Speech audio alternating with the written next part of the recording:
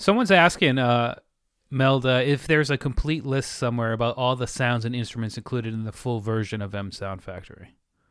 A complete summary of all devices on instruments. Yeah, not. We don't have to do that. There's wondering if there's a page somewhere where people can read I'm that. afraid there is none, and it would have to be updated all the time because there are people working on it as we speak. Gotcha. So they are making instruments. So maybe what's the general overview then of MSoundFactory, not just the piano we're checking out today? General overview. I mean, like the idea behind MSoundFactory. The idea behind it, like kind of some of the highlights about it, just to give people an idea that this isn't just a piano machine that we're checking out here. It's actually a very robust instrument. Yeah, okay. Basically, the idea was, as usual, it is with me, to create some sort of ultimate instrument which would do everything. I mean, like, most people right now are using Contact for sampling and various synthesizers for synthetic sounds. To me, it just doesn't work. I mean, like, again, I don't want to switch between instruments. That's just not my thing. I want everything to be inside a single one.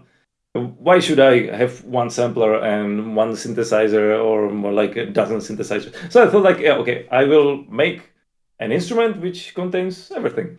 And the devices here, these would be for people who don't want to do sound design. So basically, if you buy just the MSoundFactory LE, which is, in my opinion, really cheap, then you will have this constant supply of sounds, which technically right now is 3,551 presets for different devices. How many different devices? If you are making music, you can just wait for something to happen to... what the hell is that? Jesus. Just wait for some inspiration or something. I mean, that's what I do. If I make music, I start with a piano or something, then I know it's going to be a piano. That's fine. But if I want something else, I'm not really sure what it is.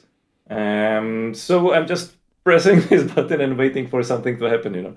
So and that's actually the idea. Right now it's 3,500, but in the future there will be, I don't know, 10,000, 100,000. Who knows? And what is that? A filtering system over in the top left? Yeah. So you can like choose stuff. I don't know what I would choose. Stuff for pop. Doesn't make much sense. So stuff for EDM. Okay, let's see. Noise riser maker, probably not. This one. So who is contributing all of these? Is it open to the public? Can the public find other people's? Actually, it's well, technically you can make instruments, and if you would be a sound designer, I'm talking to all of you, then definitely if you make something good, come forward. And you don't need to make the GUIs or anything. We have, again, people for that. The sound design is currently done mostly by Jason and Chandler, which are our big supporters. Shout out Jason and Chandler. Yeah. And also there are a few more people who are contributing from time to time. And we are grabbing more people whenever we can. So some designers are definitely welcome. So we got a question from Vocal OCIP, which is how big is the download on MSoundFactory? Technically, no. So initially, all Melda plugins are inside a single kernel. That's actually one of the big pros of it. Once you basically open one of the plugins, the rest of them are opened really quickly, and they actually share resources and stuff like that. So it's good to be only Melda, Just saying. But so this download is about 500 megabytes or something. It includes all of the plugins, all of the devices. But surely the MSoundFactory comes with a library. Yeah, and then after that, it will show you about here a big red button which will be saying that you don't have a factory library. So I'm going to click it.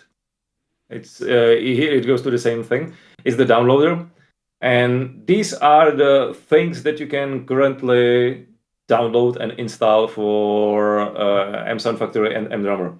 Now, the thing is, many of these things are actually interconnected, like shared between MDrummer and SoundFactory. So you can kind of open them in both or in one of them.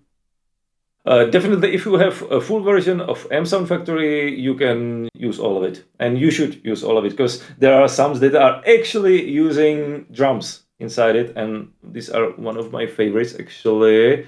This is my favorite. How is it called? It's not for EDM. Yeah. So like, where it is. So this one.